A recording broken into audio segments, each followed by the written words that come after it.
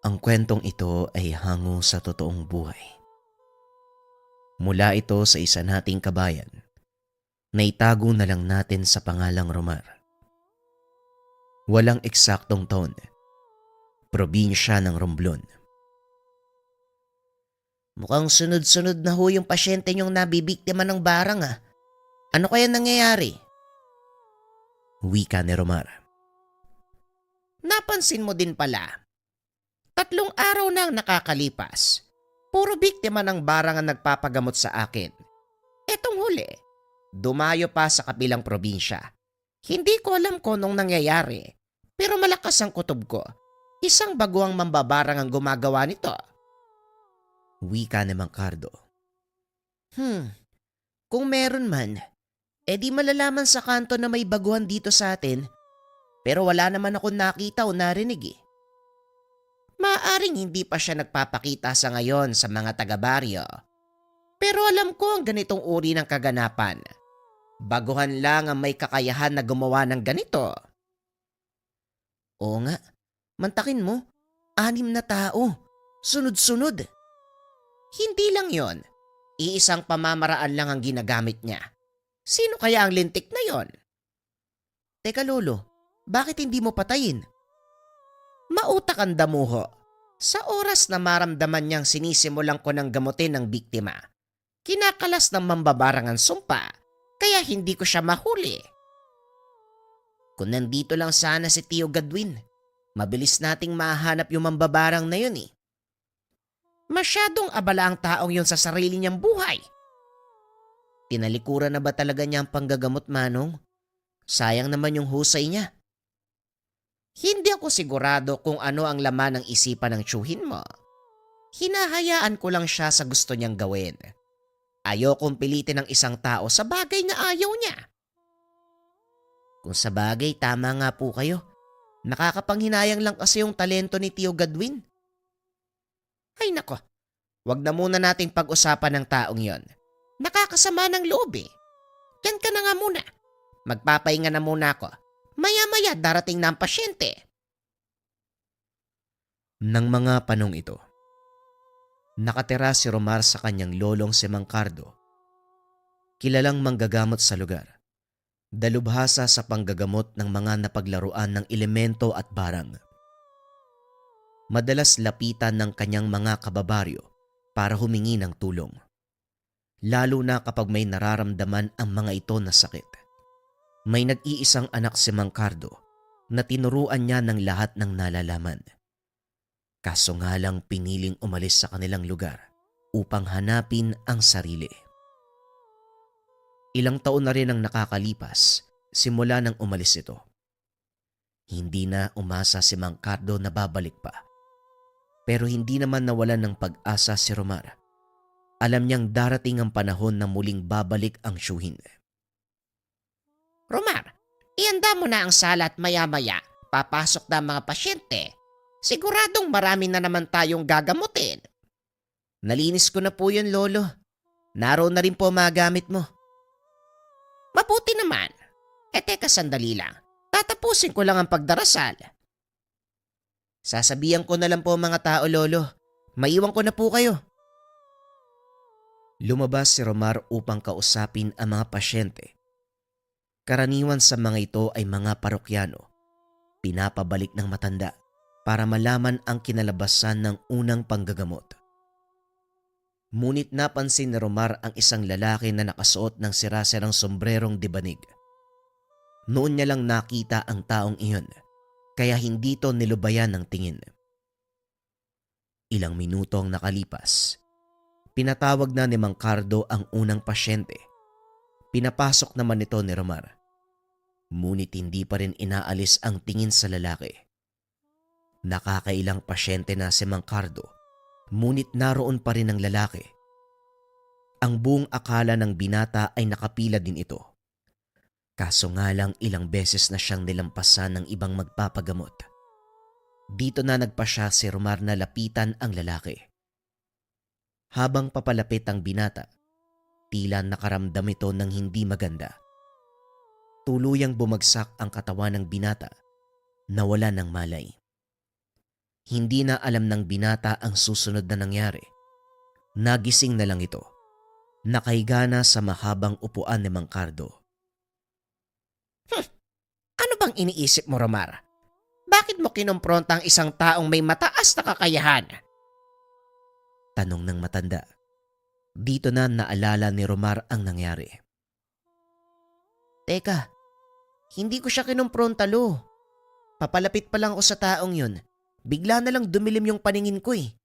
Pagkatapos nun, hindi ko na alam kung ano nangyari. Walang nakakakilala sa taong yon, kahit sino sa mga naging pasyente natin. Pero alam ko, meron siyang mataas na kaalaman. Ang ginawa niya sa'yo ay isang uri ng tigalpo. Tigalpo? Ano po yun? Isang uri ng kakayahan. Dasal o salitang ibinabato sa pamamagitan ng pag-ihip o simpleng pagbulong sa hangin. Normal na mawalan ka ng malay dahil wala kang suot na depensa. Ilang beses ko nang sinabi sa'yo na huwag mong tatanggalin ang pangontrang ibinigay ko. Nakaligtaan ko po kasing isuot eh. Pasensya na po ah. Pero sino kaya yung taong yun? Walang nakakalam, Umara. Kung maayos na ang pakiramdam mo, magligpit na tayo. Nagsipag-uwian ng mga pasyente. Pinabalik ko na lang bukas. Ang iba, natakot sa nangyari sa'yo. Kung nandito lang sana si Tio Gadwin, wala ka ba ibang bukang bibig kung hindi antsuhin mo? Alam mo, Romar, hindi na babalik ang taong yon. Tinalikuran niya ang pagiging manggagamot. Hindi po tayo sigurado, Lolo. Maaaring hinahanap lang ni Tio Gadwin ang sarili niya. Ano pa ba ang kailangan niyang hanapin? Malinaw na ang tadhanang nakalatag sa kanya, pero hindi niya ito makita. Wala nang makakagamot sa taong nagbubulag-bulagan. Hindi na naituloy ni Cardo ang pakikipag-usap dahil alam niya na magagalit lang si Mang Cardo. Ito ang naging reaksyon ng matanda sa tuwing napag-uusapan ang kanyang anak. Kinabukasan muling inabangan ni Romar ang pagdating ng lalaki, kaso nga lang hindi ito nagpakita. Ganon din ang mga sumunod na araw. Sa isip ng dalawa, maaaring napadaan lang ito.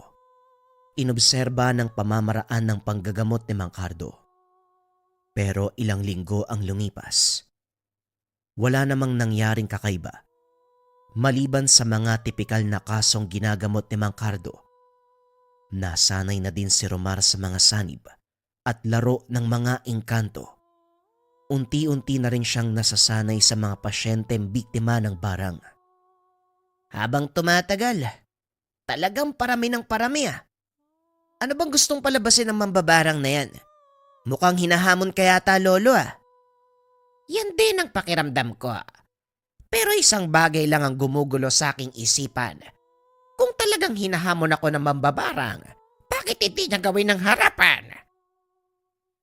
Sa kabila ng murang edad, malawak na ang pag-unawa ni Romar sa mga bagay-bagay, kaya hindi niya tinigilan ang pag-iisip ng mga dahilan kung bakit ginagawa ito ng mambabarang.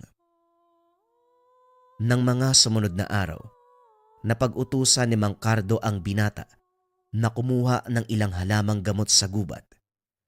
Kabisado na ni Romar ang daan kung saan ito makukuha ni Mang Cardo. At habang nangunguha ng mga halamang gamot, naramdaman ni Romar ang pag-init ng suot na pangontra. Dali-daling tumayo ang binata at hinawakan ang dalang itak. Magpakita ka. Alam kong nandyan ka. Anong kailangan mo? Maya-maya ay nakarinig ito ng mga kaluskos. Napuputol na ang tuyong sanga. Napakatapang mo naman, pero walang magagawa ang talim ng itak mo sa akin. Bakit ka nandito? Anong kailangan mo? Simple lang. Gusto kong ihatid mo ang mensahe ko sa matandang manggagamot. Biglang nanigas ang katawan ni Romar. Nabitawan nito ang hawak na itak. Pilit iginagalaw ng binata ang mga kamay, ngunit tila may kung anong nakapigil dito. Huwag mo nang pilitin pang gumalaw dahil lalo ka lang masasaktan. Sabihin mo kay Mang Cardo, palabasin niya si Gadwin kung ayaw niyang matikman ng kalupitan ko. Wika ng lalaki habang naglalakad paikot kay Romar. Nagawang igalaw ng binata ang mga kamay. Sinubukang suntukin ng lalaki, kaso nga lang nakaiwas ito. Sino ka ba? Bakit mo kilala si Gadwin? Kilala ako ni Gadwin, at kung gusto niyong matapos na ang lahat ng ito, iparating niyo sa kanya ang hamon ko. Matapos magsalita, kagad siyang naglaho. Sinigurado ni Romar na walang nakasunod sa kanya. Dali-daling umuwi at sinabi sa matanda ang nangyari. Totoo ba ang sinasabi mo, Romar? Paano niyang nakilala si Gadwin? Yan nga din po ang tanong ko, Lolo. Baka minsan na silang nagkaharap ni Tio Gadwin. Baka kung anong kalokohan ang ginawa ni Gadwin, malilintikan talaga sa akin ang tiyuhin mo. Kaso hindi natin alam kung nasaan siya eh. Wala din akong magagawa dahil wala akong ideya kung saan nagsuot ang damuhong yon. Gusto niyo po ba hanapin ko? Magsasayang ka lang ng oras at pagod, Romara. Mas makakabuti kung paghahandaan na lang natin ang mga susunod na mangyayari. Hindi ho ba kayo natatakot? Baka sa susunod na pag-atake ng mambabarang na yon, mas malala pa ang gawin niya, Lolo. Natatakot din ako at inaasahan ko na ang mga mangyayari. Kaya nga kailangan nating maging alisto. Sa kabila ng pagbabawal ni Mang Cardo, nagpa siya si Romar na hanapin ang tiyuhin. Natatakot ito sa mga posibleng mangyari, lalo pat nagawa nitong lusutan ang depensa ng suot na pangontra ni Romar. Hindi nawala sa isip ng binata ang itsura ng lalaki. Bigla itong napatayo sa kinahigaan nang mapagtanto na iba ang taong yon sa lalaking pumunta sa kanila. Dali-dali itong lumabas ng silid. Saktong nasa sala pala si Mang Cardo. Lolo, naalala mo yung lalaki nagpunta dito nung nakaraan? Yung nagbato ng tigalpo sa akin? Ngayon ko lang po napagtanto, magkaiba sila eh. Nakita kong itsura ng taong yon at masasabi ko, iba din yung nakita ko sa gubat kanina. Sa palagay ko, iisang tao lang sila. May kakayahan na magpalit ng anyo at manggaya ng ibang imahe ang mga mambabarang. Isa ito sa natural nilang kakayahan. Ginagamit nila ito upang hindi madaling makilala, kaya huwag kang magpapalinlang. Hindi, Lolo. Alam kong ibang tao rin yung nakita ko sa gubat. Mas magaan ng puwersang ginamit nung naon eh, kaysa dito sa isa. Ramdam ko ang lakas na matigalpo niya, pero doon sa una, payapa ang pakiramdam ko eh. Bakit ngayon mo lang sinabi? Pasensya na po, Lolo. Ngayon ko lang din naisip eh. Mukhang may ideya na ako kung sino ang taong pumunta dito. Sino po, Lolo? Ang Tio Gadwin mo. Ngayon hindi na ako nag-aalala dahil alam kong nandyan lang siya sa paligid. Si Tio Gadwin? Kung siya yun, bakit hindi niya ako hinayaang makalapit? Siguradong may matinding dahilan sa ginagawa niya. Ano man yon? Ipagpasalamat na lang natin na kahit papano, hindi nakalimot ang tiyuhin mo. Kaya pala pamilyar ang presensya ng taong yon. Kung ganun, nararamdaman mo siya, Lolo? Oo, pero hindi ko nagaanong binigyan ng pansin. Kinabukasan, nagpatuloy sa normal na gawain ang maglolo. Maraming pasyente ang nagpunta. At gaya ng sinabi ni Romar, bumalik ang mga pasyente nitong nabiktima ng barang. At sa pagkakataong iyon, mas malala ang ginawa ng kalaban. Lolo, mukhang nagkatotoo yung sinabi ng tao ah. Hindi ako nababahala, Romar. Alam ko ang gagawin, kaya huwag kang matakot. Malaki naman ang tiwala ko sa iyo, Lolo. Alam ko makakayanan mo ang hamon ng taong yun. At isa pa, nandyan naman si Tio Gadwin. Hindi niya tayo papabayaan. Magtiwala ka lang sa tiyuhin mo. Ngayon alam ko na kung bakit hindi siya nagpakita sa loob ng maraming taon. Nagpapalakas ang taong yon at nag-aral pa ng ibang kalaman. Sa bawat araw na nagdaan, patuloy na lumala ang kondisyon ng mga pasyente. Ngunit nanatiling kalmado si Mang Cardo. Bagaman nagagawa niyang lunasan ang mga sakit, paulit-ulit lang itong bumabalik.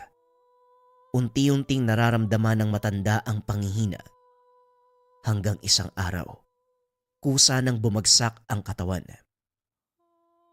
Romar, sabihan mo mga magpapagamot. Hindi ko sila mahaharap ngayong araw. Humingi ka ng dispensa at kung maaari, pabalikin mo sila bukas. Sige po, Lolo. Ako na pong bahala sa kanila. Magpahinga na po kayo. Lumabas ang binata at hinarap ang mga pasyente. Papauwiin na sana nito ang mga tao. Ngunit nanlaki ang mga mata niya nang makita ang lalaking nakasuot ng sombrerong debanig. Nakaupo ito sa sala habang kausap ang isang pasyente. Natulala sa kinakatayuan ng binata. Hindi to makapaniwala na nagbalik na ang tiyuhin. O Romar, anong tinutunganga mo dyan? Bakit hindi mo kunin ang mga lana? Magsisimula na ako sa panggagamot. Wika ni Gadwin. Dali-dali namang kumilos ang binata. Tarantang inabot ang mga gamit sa tiyuhin. Kayo nga po ba yan, Tio Gadwin? Sino pa ba sa tingin mo? Kayo din po yung lalaking pumunta dito Yung nagbato ng tigalpo sa akin Oo, ako nga yun. Sinubukan ko lang kung lumakas ka na. Pero mukhang hindi mo pinag-aaralan yung lahat ng itinuro sa'yo ni tatay. Hindi pa po kasi ako handa, Tio. Kaya nagdadalawang isip ako. Mamaya hindi ko rin magawang makapanggamot Minsan ang pag-aalinlangan ng nagiging hadlang para magtagumpay tayo. Pero ayos lang yan. Ngayong nandito na ako, wala ka ng dahilan para hindi matutunan ng lahat ng mga nalalaman ko. Kung ikaw mismo ang magiging maestro ko, edi walang problema. O siya, tulungan mo muna ako dito. Marami pa tayong gagamutin. Nagpatuloy sa panggagamot ang dalawa. Nagtaka si Mang Cardo kung bakit hindi kaagad nakabalik si Romar, kaya lumabas ito ng silid. Nanlaki ang mga mata ng matanda. Nang makita si Gadwin na inaasikaso ang mga pasyente, hindi na nagpahalata ang matanda. Muli itong bumalik sa silid upang magpahinga. Ngunit sa kaloob-looban nito, masaya si Mang Cardo dahil sa wakas, bumalik na ang anak. Gabi na nang matapos ang dalawa sa gamutan. Masaya si Romar dahil hindi na sayang ang pagod ng mga tao sa pagpunta. Nilunasan ni Gadwin ang kanilang mga sakit. Kinabukasan, maagang bumangon si Roman, nagsibak na mga kahoy na panggatong. Maya-maya ay lumabas si Gadwin bit-bit ang timba. Iwan mo muna mga yan. Samahan mo kung mag-igib ng tubig inumin sa balon. Inilapag ni Romar ang palakol. Kumuha ng isa pang balde. Nagtungo ang mga ito sa balon. Kaso nga lang napakaraming tao. Mukhang kailangan pa nating pumila. Ayos lang ba kayo? Kung gusto mo, balikan mo na lang ang ginagawa mo. Ayos lang po, Tiyo, at isa pa. Konti lang naman yun Matatapos ko rin yung pagsisibak ng kahoy bago man ang halian. Habang nag-uusap ang dalawa, napansin ng mga ito na nagbubulungan ang mga tao. Isa-isang umaalis sa lugar. Anong problema? Bakit nag-aalisan ng mga tao? Tinignan ni Romar ang balon. Laking gulat nito dahil kulay itim na ang tubig.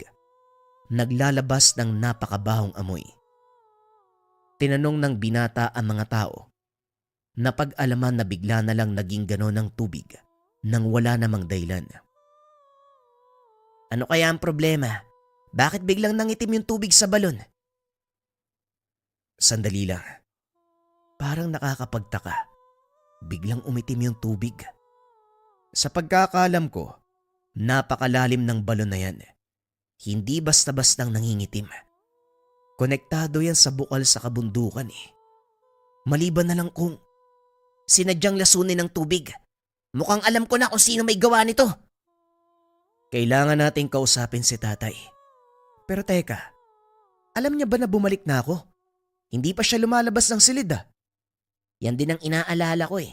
Masama ang pakiramdam ni Lolo kagabi. Kaya nga hindi siya lumabas ng silid para manggamot eh. Kaninang umaga, hindi rin siya bumangon para magkape. Ang mabuti pa, umuwi na muna tayo. Dali-daling umuwi ang dalawa. Tinignan sa kwarto ang matanda. Hindi pa ito bumabangon. Tay, kumusta po ang pakiramdam nyo? Pasensya na po ha, kung ngayon lang nakauwi. Hindi na mahalaga ang bagay na yon, Gadwin. Ang importante nandito ka. Nahaharap tayo sa isang malaking hamon. Isang mambabara nga nagdudulot ng sakit sa baryo natin. Kilala ka ng taong yon. May ideya ka ba kung sino siya? O tay, kilala ko ang taong yon. Si Nonong. Minsan ko na siyang nahuli nang barangin niyang isa sa mga naging pasyente ko. Ang pagkakamali ko lang, binuhay ko pa siya. Siguradong naparito siya para magiganti.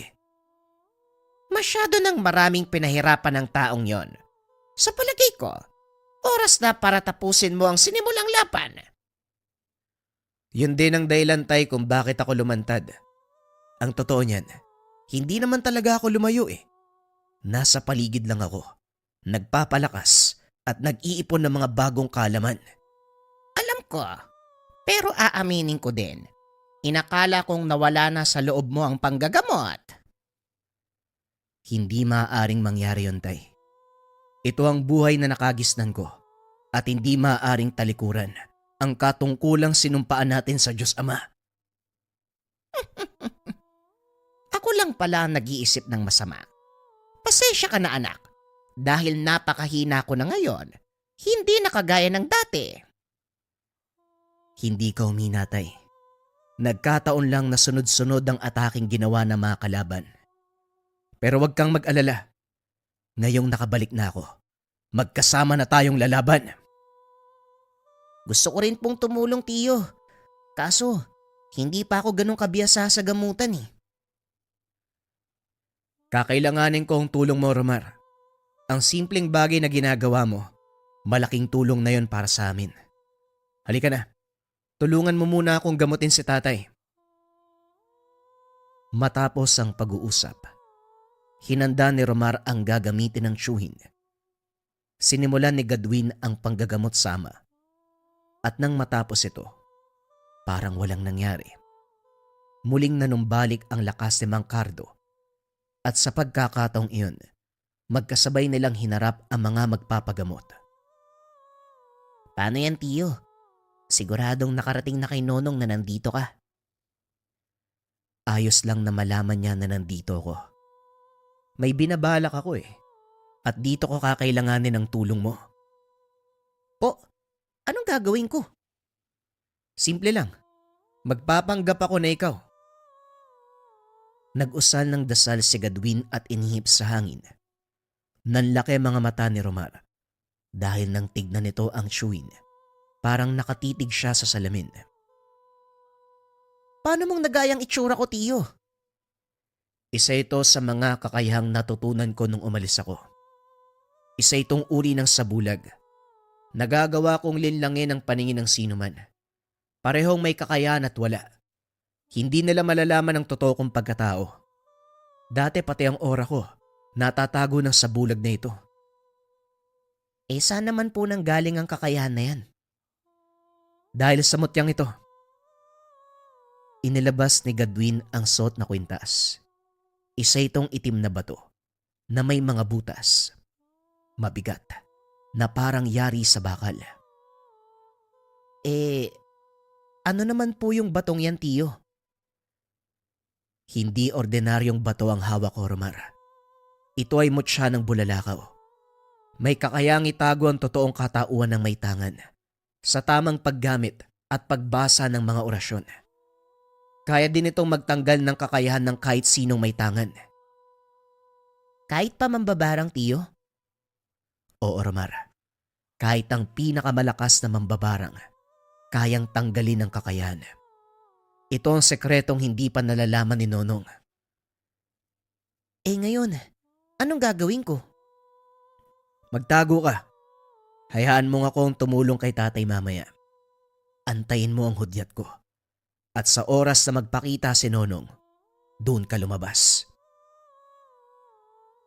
Kinagabihan, nang mailahad ni Gadwin ang plano sa pamangkin, tinuloy nito ang panggagamot. Maging si Mang Cardo ay hindi nakilala ang binata. Inakala nito, si Romar pa rin ang katuwang sa panggagamot. Romar, nasaan ang tiyuhin mo? Akala ko ba tutulungan niya tayo dito? Ako po to, tay. Huwag ka lang magpapalata. Nagulat si Mang Cardo nang marinig ang boses ng anak. Aba, anong kalukuhan ang ginagawa mo, Gadwin? Ano bang balak mo? Basta, tay. Walang dapat makaalam na ako ito. Malakas ang suspetsya ko na mauhuli natin ngayon si Nonong. Pag-uusap ng mag-ama. Maya-maya ay isa sa mga pasyente ni Mang Cardo ang dumating. Ang isang ito ay biktima ng mambabarang. Humanda ka na. Susubukan ko siyang hulihin. Hindi na kailangan, tay. Kailangan mo lang malaman kung saan siya nagtatago. Nang sa ganon ako mismo ang pumunta sa kanya. Paano kung gagawin yon? Bago ko pa malaman, kagad na siyang kumakalas. Ilang beses ko nang sinubukan ang bagay na yon, pero hindi ko talaga magawang huliin ng mambabarang. Pinakiusapan ng matanda ang mga tao na kailangan niyang unahin ng nabarang dahil nag-aagaw buhay na ito. Pumayag naman ang mga tao. Sinimula ng dalawa ang panggagamot. At sa tulong ng mga bagong kaalaman ni Gadwin, nagawa niyang pasanibin ang mambabarang. Sa palagay ko, nasa katawan ng pasyente mo mambabarang. Huwag ka magpapala, tatay. Hindi niya alam na nandito ko. Anong ginawa mo? Pati ang boses mo nagpago. Paano mo siyang naigapos sa katawan ng pasyente? Sa susunod ko na ipapaliwanag, tay. Sa ngayon, subukan mo magtanong. Sikapin mo magtagal ang pag-uusap. Hanggang 5 minuto lang ang kaya kong itagal, Gadwin. Masyado nang mahaba ang 5 minuto, tay. Kaya kong matunto ng kinaroroonan niya sa loob lang ng 3 minuto. Sinimulang kausapin ng matanda ang mambabarang na nakasabit sa katawan ng pasyente. Kaso nga lang hindi ito nagsasalita. Alam ng matanda na nakasapi na ito dahil iba ang kilos ng kanyang ginagamot. Patuloy na nagsasalita ang matanda, nagtatanong ng kung ano-ano, hanggang sa tuluyang matukoy ng binata ang kinaroroonan. Mukhang walang pag-asang sumagot ang mambabarang na ito, anak. Anong susunod mong gagawin? Ako nang bahala, tay. Asikasuin mong pasyente. Halika na, Romar. May tutugisin tayong mambabarang. Hindi na nagtanong pa. Bagaman nag-aalala kay Romar, sinigurado ng binatang pangangalagaan ang pamangkin. Pinuntahan ng dalawa ang pinagtataguan ni Nonong. Nakita nila itong nakatayo sa labas ng bahay. Pawis na pawis. Nang mga sandaling ito, 2 Romar ang nakikita ng mambabarang. Anong ginagawa mo dito, bata? Huwag mong sabihin na ikaw ang nakasagupa ko kanina. Ako nga. Bakit hindi ka naniniwala? Imposible. Alam kong wala kang kakayahan. Ni hindi mo nga nagawang protekta ng iyong sarili nung una tayong magkita. Pasensya ka na. Hindi kasi ako nakapaganda ng mga oras na yun eh. At isa pa, bakit ko naman ipapaalam sa'yo ang kakayahan ko? Nang mga sandaling iyon, si Romar ang kausap ni Nonong. Nakatayo lang si Gadwin sa tabi ng pamangkin. Napansin ni Nonong ang isa pang Romar. Nalaman niya ang plano ng binata. Isa sa inyo ay ilusyon. Hindi ko alam na may tinatago ka palang ganyang kakayahan. Isang tao lang ang kilala ko na may kakayahan na gumawa ng ilusyon at yon ang duwag mong tsuhin. Ganun ba? Pasensya na pero hindi duwag ang chewin ko. Sa katunayan, nandito siya ngayon. Nagulat si Nonong nang sabihin nito ni Romar. Matapos ay sabay na tumakbo ang dalawa. Papalit-palit ng pwesto para lituhin ng mambabarang. Kaso nga lang nakagawa ito ng paraan para matukoy kung sino sa kanila si Gadwin. Nagbato ng tigalpo. Tinamaan si Romar at natumba. Naiwang nakatayo si Gadwin. Hindi mo ko malilin lang, Gadwin. Ginamit mo pa ang pamangkin mo para lansin ako. Nandamay ka pa ng inosente. Huwag mo kong alalahanin, tiyo. Ngayon na ang pagkakataon para matalo mo ang taong yan. Huwag mong sayangin. Nagulat si Nonong. Nakapagsalita pa si Romar sa kabila ng malakas sa tigalpong ibinato. Paano mong nagawang makapagsalita? Malakas ang tigalpo na ibinato ko sa iyo. Dapat paralisado ang buong katawan mo. Huwag ka nang magulat, Nonong. Hindi lang ikaw ang umuunlad sa larangan ng lihim na karunungan. Hindi na nagsayang ng pagkakataon si Gadwin. Dali-dali itong tumakbo papunta sa kinakatayuan ni Nonong. Idinikit sa katawan ng mambabarang ang hawak na mutya ng bulalakaw. Nung una, hindi nito nararamdaman ang epekto. Ngunit nang maglaon, unti-unting bumigat ang pakiramdam. Hanggang sa tuluyang nakalas ang binato niyang tigalpo kay Romar. Nangangahulugan, nawawala na ng bisa ang kanyang mga dasal pang proteksyon. Ano tong idinikit mo sa akin? Tanggalin mo. Bitawan mo ko. Bakit? Ramdam mo na ba ang unti-unting pagkalas ng kakayahan mo? Yan ang epekto ng mutya ng bulalakaw. Unang tatanggalin nito ang kakayahan mo sa paglalagay ng depensa. Ikalawa, higupin ito ang anumang enerhiya mula sa katawan mo at sa mga mutyang tangan. At ang pinakauli, tuluyan ka ng hindi makakagamit ng dasal. Mawawala ang kakayahan mo sa pambabarang. Walang yaka, pagbabayaran mo ang ginawa mo sa akin.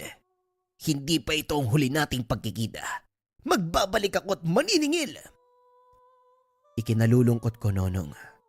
Pero hanggang dito ka na lang. Noon pa sana kita tinapos eh. Kaso, may awa pa akong naramdaman. At aaminin ko, umasa ako magbabago ko eh. At gagamitin ang kakayahan sa tama. Pero nagkamali ako. Nabulag ka sa kapangyarihan at salapi. Ito ang kabayaran sa lahat ng ginawa mong pagkakasala. Hawak pa rin ni Gadwin ang mutya habang nakadikit sa katawan ni Nonong. Unti-unting tumanda at tila natuyo ang balat ng mambabarang hanggang sa tuluyang naging abo. Dito naglakas ang labang nagsimula. Maraming taon na ang nakakaraan. Tuluyang gumaling ang mga tinaniman nito ng sakit. Ngayong wala na si Nonong, siguradong hindi na babalik yung sakit ng mga pasyente, tiyo.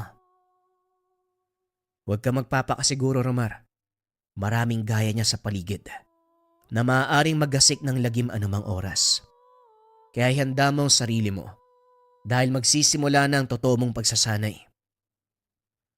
Pag-uusap ng dalawa. Tinuruan ni Gadwin ang pamangkin sa larangan ng panggagamot. Kalaunan nagawa nitong matutunan ang lahat ng karunungan taglay ng kanilang angkan. Si Romar ang humalili sa kanyang lolo Cardo.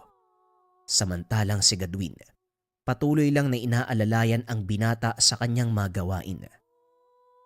Sa kasalukuyan, patuloy pa rin nanggagamot si Romar. Bagaman wala na ang lolo at Shuin, taglay nito ang mga karunungang namana. Ang isang uri ng mutya na humihigop ng lakas ng lihim na karunungan. Bagong istorya pa rin ang kasunod, mga kabayan. Simulan na ang kwento. Ang kwentong ito ay hango sa totoong buhay. Mula ito sa isa nating kabayan na itago na lang natin sa pangalang Gino. Walang eksaktong taon, probinsya ng Masbate. Paminsan kung sino pa ang inakala nating masama, siya pa ang may mabuting kalooban. Ito ang kasabihan na napatunayan ng ating tampok na karakter. Isinilang sa pamilyang Kristiyano itong si Gino. Pastor ang ama. At ang ina ay naglilingkod din sa kanilang simbahan bilang guro. Nagtuturo ito ng katekismo sa mga batang miyembro. Ibinibigay ang aral ng salita ng Diyos. Nang mga panong ito 18 taong gulang na si Gino, nag-aaral sa kolehiyo sa kursong theology. Balak nitong sundan ang yapak ng ama, maging isang pastor. Bilang batang lumaki sa pangaral at alituntunin ng Biblia, hindi lingid kay Gino ang tungkol sa mga masasamang elemento. Ngunit ang tanging pinagkaiba, anghel at demonyo lang ang kanilang pinaniniwalaan. Namulat si Gino sa paniniwalang hindi totoo ang mga aswang at engkanto. Kaso nga lang nabago ang lahat ng ito nang minsan silang dumayo sama sa isang liblib na sityo sa kanilang bayan. Ginagawa ito ni Pastor Henry para magpalaganap ng salita ng Diyos at dalhin ng mga tao palapit sa kanya. Kaso nga lang hindi naging maganda ang karanasan ng mag-ama sa sityong iyon. Kung ano ang nangyari, malalaman sa pagpapatuloy ng kwento. Nandito na tayo sa sityo. Pakidala ng bag ko. Pagbaba mo ng sasakyan, anak. Wika ni Mang Henry. Habang bumababa ng sasakyan, nakarating na sila sa isang malayong sityo na sakop ng kanilang bayan. Medyo masukal na ang daan sa paligid at kung titignan, iilan lamang ang mga bahay. Paanan na ito ng kabundukan kaya wala gaanong nakatira dahil hindi naabot ng elektrisidad ang lugar.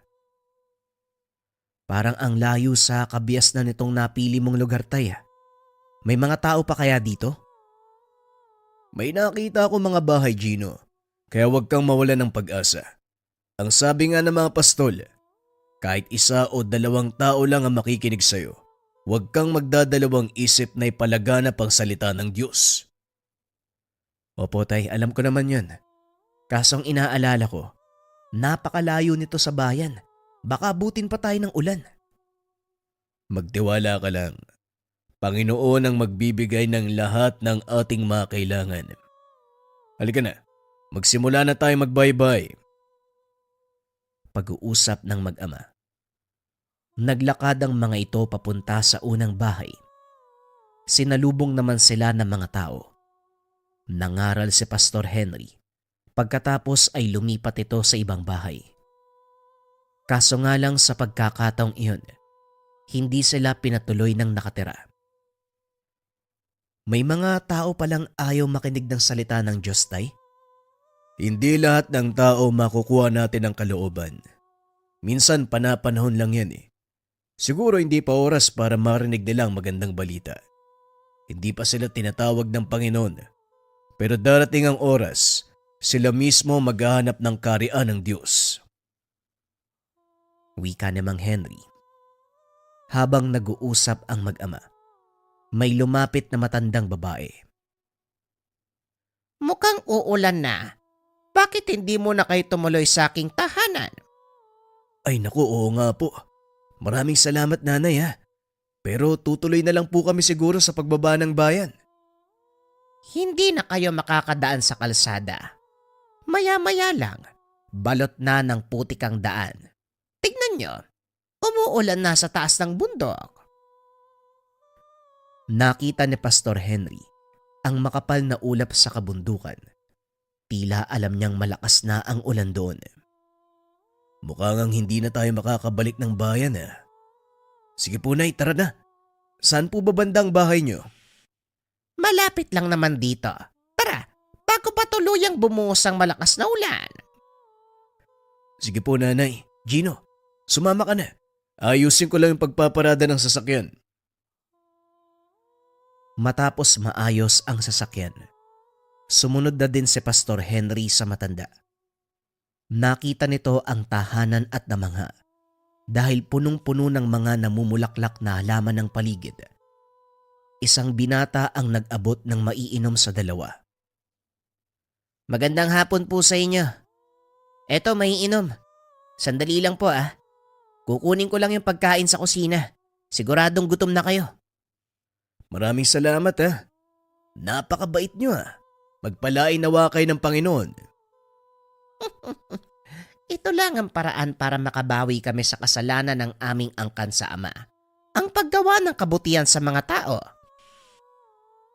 Bagyang napaisip ang pastor sa sinabi ng matanda.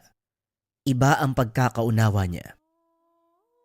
Lahat naman tayo may obligasyon sa Ama na kailangan nating tuparin. Ito ang ating misyon sa mundo at pangunahing dahilan kung bakit tayo nalikha. Hindi mo nauunawaan ang sinabi ko, Pastor. Pero hindi na yon mahalaga. O siya, kumain na kayo bago pa lumamig ang kape at ang suman. Habang kumakain ng dalawa, biglang bumuhos ang napakalakas na ulan. Halos hindi na makita ang daan. Mukhang hindi talaga tayo makakauwi, Tay. Sobrang lakas ng ulan, no? Imposible talaga makababa kayo sa bayan sa ganyang kalakas na ulan. Dito na po muna kayo magpalipas ng gabi. Bukas ng umaga titila din po yan. Mas ligtas ang pagbaba ng bayan. Wika ni Godoy. Oo nga naman. May bakante pa namang kwarto dito. Yun nga lang. Lamparang degas lang ang aming ilaw. Ayos lang po. Wala pong problema sa amin yun. Sanay po kami sa ganitong buhay, Lola. Melchora ang pangalan ko.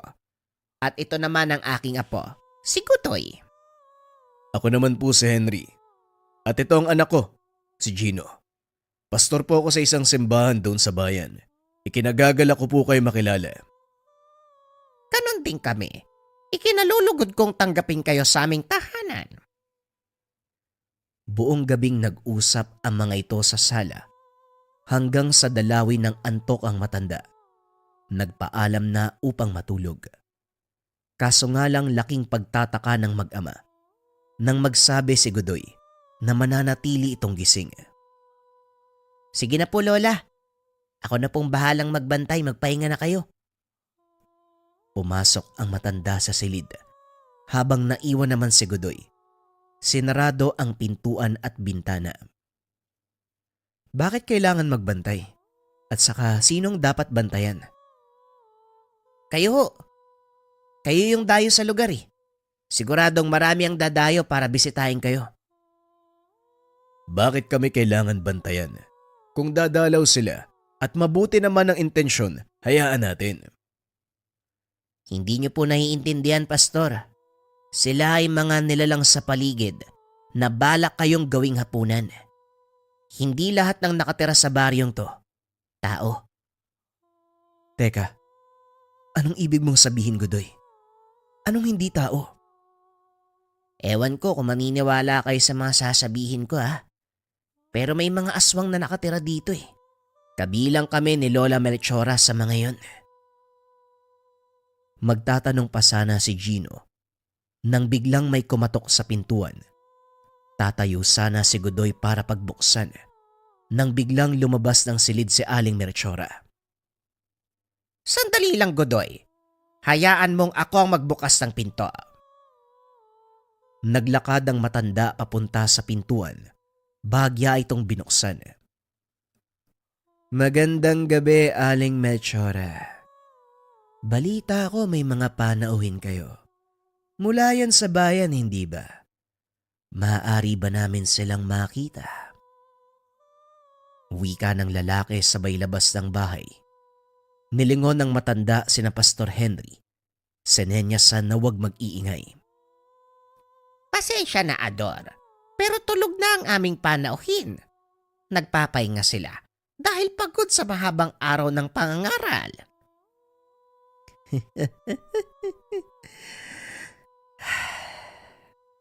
Naaamoy ko ang mga panauhin. Baka naman pwede silang masilip kahit sandali lang.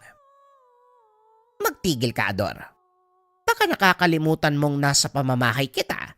Batas ko ang masusunod dito. Guys, bakit ba ang hilig mong ipagtanggol ang mga dayo? Wala naman silang ginawa kung hindi tuligsain ang uri ng pamumuhay na meron tayo. Wala tayong dapat pag-usapan tungkol sa bagay na yan. Sinabi ko sa inyo noon pa man, wag na wag yung gagalawin ng mga bisita ko o sino mang dadalaw sa aking pamamahay. Bagyang tumaas ang boses ng matanda. Dito na nakaramdam ng tensyon si Gino, kaya binulungan si Godoy. Sino ba ang mga taong yan? Bakit gusto nilang pumasok? Sila ang mga sinasabi ko sa inyo. Kaya hanggat maaari, huwag kayong gagawa ng ingay. Nagkatinginan ang mag-ama. Sa pagkakataong ito maging si Pastor Henry, unti-unti nang nakakaramdam ng takot. Ramdam ni Gino na may kung anong gumagalaw sa bubong, kaya muli itong nagsabi kay Godoy. Parang may tao sa bubong ah. Anong ginagawa nila? Bakit sobrang porsigido nilang makapasok? Gaya ng sinabi ko sa iyo kanina, balak nila kayong gawing hapunan. Halika na, Gino. Pumasok tayo sa silid ni Lola Melchora. Doon mas ligtas kayo. Hindi magagalaw ng mga nasa labas. Sinasabi mo ba na aswang ang mga tao na nasa labas ng bahay? Hindi kaya mga lasing lang na nanggugulo? Maniwala kayo o hindi, Pastor. Mga aswang ang taong nasa labas. Dumito lang kayo sa silid. Wag na wag lalapit sa bintana. Delikado. Kami nang bahala ni Lola. Matapos magsalita, sinarado ni Godoy ang pintuan at lumapit sa matanda. Naroon pa rin ang taong nagngangalang Ador. Pilit tinutulak ang pintuan. Sige na, tanda. Papasukin mo na kami. Huwag mong sarilinin ang biyaya. Huwag mo akong pilitin, Ador.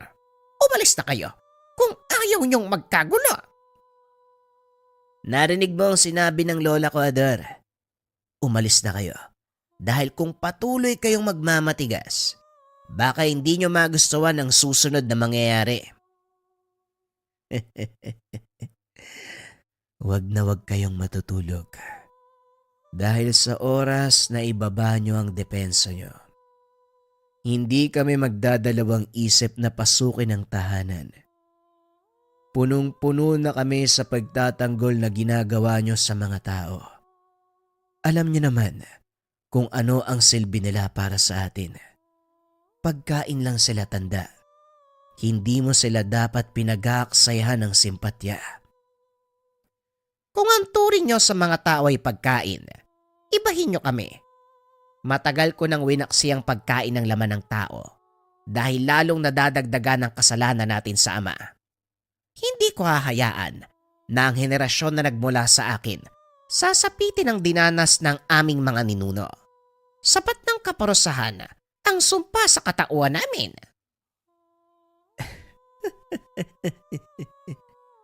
Pinapatunayan mo lang na mahina ka, Aling Melchora. Hindi na ikaw ang tinitingala at kinakatakutang pinuno ng mga aswang. Siguro panahon na para may pumalit sa'yo. At anong gagawin mo, Ador? Wag na wag kang magkakamali dahil hindi ko kayo uurungan. Nare-respeto namin ang inyong paniniwala kaya sana ganun din ang gawin nyo. Wag na wag mong iisipin na mahina kami. Hindi lang laman ng tao ang nagbibigay ng lakas. Subukan niyong manggulo ngayong gabi. Matitikman niyo ang bangis ko. Masyado kang mayabang, Godoy. Wag na wag kayong matutulog. Sisiguraduhin ko na hindi kayo magigising. Dinig ni Gino ang pinag-uusapan, maging si Pastor Henry. Hindi makapaniwala Napadpad sila sa isang baryong pinamumugaran ng mga aswang.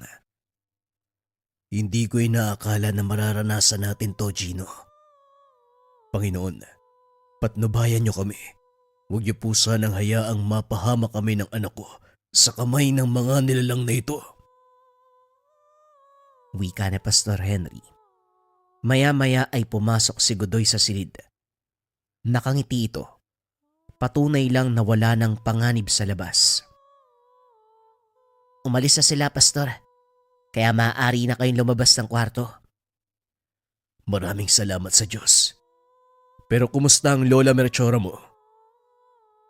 Maayos po siya, Pastor. Wala pong makakapanakit kay Lola dito. Ginagalang po siya ng lahat ng mga aswang eh. Maliban na lang kay Ador. Talagang napakasama ng ugali ng isang yun. Pasensya na kayo kung humantong sa ganito ang inyong pagbisita. Godoy, alam kong hindi matatapos ang gabing ito nang walang gagawin si Ador. Maging alisto ka. Huwag hahayaang nakabukas sa mga pintuan. Opo, Lola. Ako na pong bahala sa mga yun. Hindi ko hahayaang madampian ng kamay nilang mga bisita natin. Inakala ng pastor na hindi na babalik ang mga aswang dahil tahimik na ang buong paligid. Lingid sa kaalaman ng mga ito, napansamantalang katahimikan ang mararanasan. Ilang minuto ang nakalipas. Muling kumalabog ang bubong ng bahay. Napatayo si Gino at lumapit sa ama. Talagang hindi titigil ang mga lintik na to ah. Lola, payagan niyo po akong harapin sila. Kung hindi niyo yun gagawin, siguradong hindi sila titigil. Kung sa bagay tama ka, Godoy. Pero mag-iingat ka dahil tuso si Ador. Kahit pangkaraniwang aswang lang siya, may kalakasan pa din. Alam ko, Lola, pero hindi uubra sa akin ang lakas na yon. Lumabas ng tahanan si Godoy upang harapin ang mga aswang na nanggagambala. Sumilip naman sa siwang ng bintana si Gino para makita ang mga pangyayari. Nakatayo sa bakuran si Godoy habang bumubuhos ang malakas na ulan. Hinahamon nitong lumabas si Ador at harapin siya sa isang laban. Kaso nga lang walang nagpakita. Alam ng binata na nasa paligid lang ang mga kalaban, kaya hindi to nagpakampante. Madilim ang labas ng bahay dahil sa malakas na buhos ng ulan. Walang lampara ang nakasindi dahil basa ang mga ito. Tanging liwanag mula sa sulo ng tahanan ang nagsisilbing ilaw. Ngunit namangha ng husto si Gino dahil tila hindi alintana ni Godoy ang madilim na paligid. Manalig ka sa kakayahan ni Godoy. Kung may pinagmamalaki man kami sa pagiging aswang, yun ay ang aking apo. Isa siyang gabunan at taas do kong sasabihin na mula sa aking henerasyon ng batang yan. Ulila na sa mga magulang si Godoy, kaya siya ang nangalaga simula pagkabata.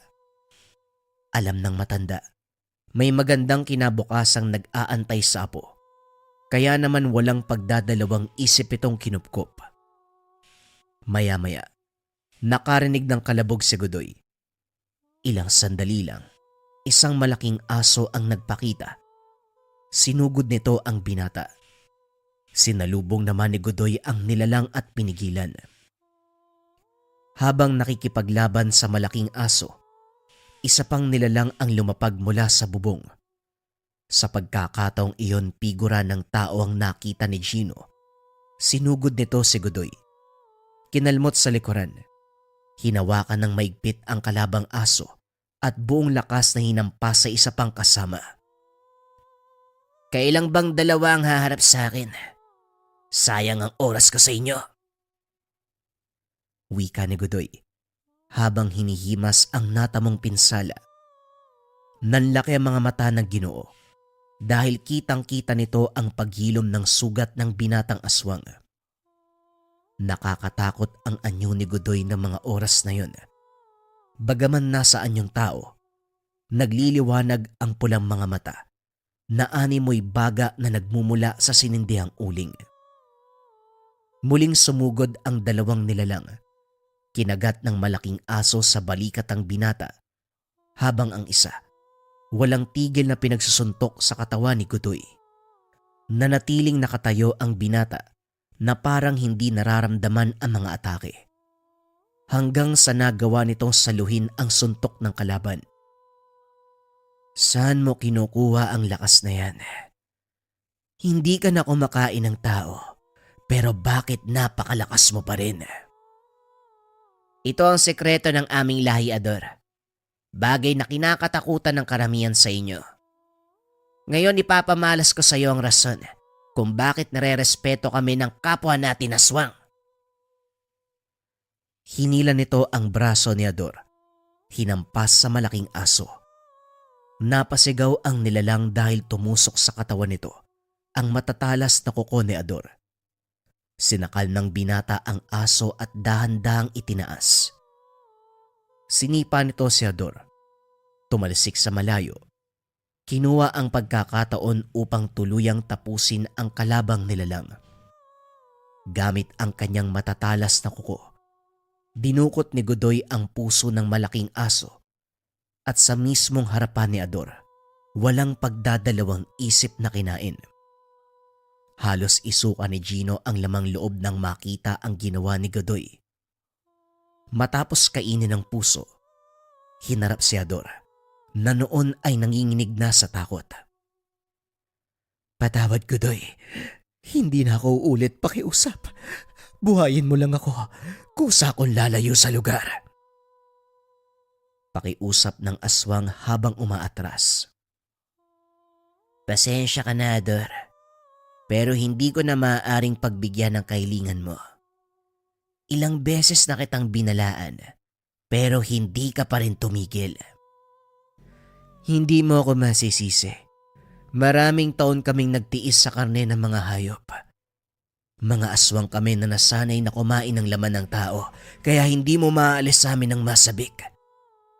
Gaya ng sinabi ko, huli na para sa paliwanag mo. Biglang nawala si Godoy. Kinuha naman ni Ador ang pagkakataon para tumakas.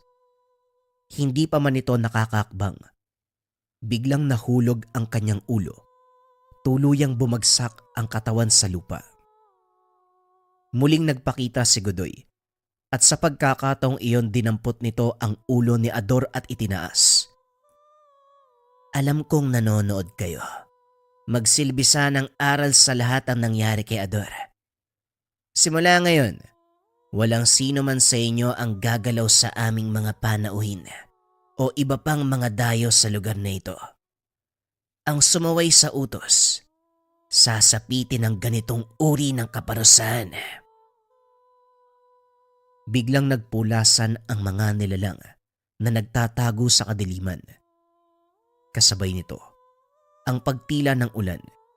Hindi na naramdaman ni Aling Melchora ang presensya ng mga nilalang sa paligid, kaya binuksan niya ang pintuan. Godoy, iligpit mo na ang katawan ng mga yan. Ilang minuto na lang sisikat na ang araw. Ayokong makakita ng abo ng kapwa nating aswang sa bakuran. Opo, Lola. Ako na pong bahala. Hindi makapagsalita si Pastor Henry dahil sa mga nasaksiyan.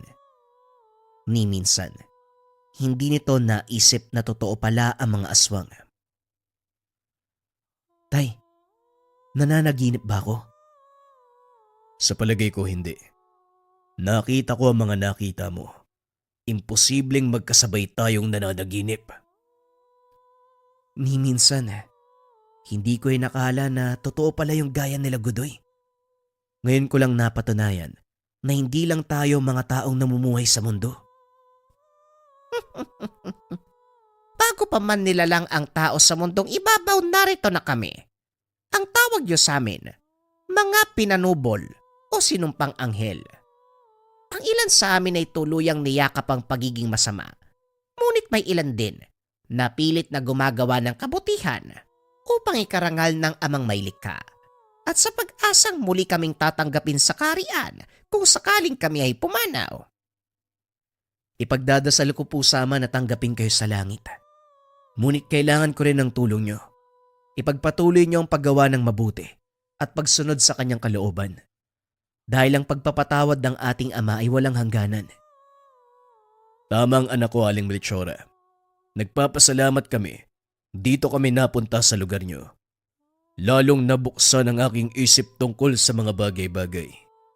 Aminin ko, tumanda na ako ng ganito, pero kulang pa rin ang mga nalalaman ko. Ilang minutong nakalipas. Sumikat na ang araw. Nagpaalam na ang mag-ama na babalik sa bayan. Nadiskubre nila, hindi totoo ang sinabi ni Aling Melchora na natabunan ng putik ang daan. Ginawa niya lang ito upang mapanatiling ligtas ang mag-ama. Dahil alam niya, susunod sila Ador. Sa pagdaan ng mga araw, paulit-ulit na bumabalik si Gino sa lugar. Naging matalik na kaibigan si Godoy. Kalaunan nakapagtapos ng pag-aaral ang binata, inordinahan bilang pastor. Pinag-aralan nito ng husto ang tungkol sa pinagmulan nila Godoy. Napag-alamang totoo ang sinabi ni Aling Melchora. Bago pa man magsimula ang buhay sa mundo, naunang manirahan ang mga elemento gaya ng engkanto, aswang at mga duwende. Sila ang pinakaunang tagapangalaga na nilikha ng Ama at nang dumating ang mga tao, pinaubayan nila ito. Nagtago sa kalikasan, gumawa ng sariling mundo na hindi nakikita ng mga tao. Bagaman may ilang nabigyan ng kakayahang makapasok at masilayan ang mundo, minabuti nilang wag isa publiko ang mga nalaman para mapangalagaan ang balanse. Isang mahalagang aral ang natuklasan ni Gino sa lugar na yon. Kailanman hindi niya makakalimutan ang karanasan. Sa paglipas ng mga taon, kinakailangan ng binatang umalis sa bayan dahil napili nitong magtayo ng simbahan sa ibang bahagi ng probinsya. Ganun pa man, kahit malayo na sa mga kinikilalang kaibigan, hindi pa rin malilimutan ni Pastor Gino ang kanyang mga karanasan. Lalong-lalo na nang makilala ang mga tinaguriang pinanubol, mga sinumpaang anghel, ang mga aswang.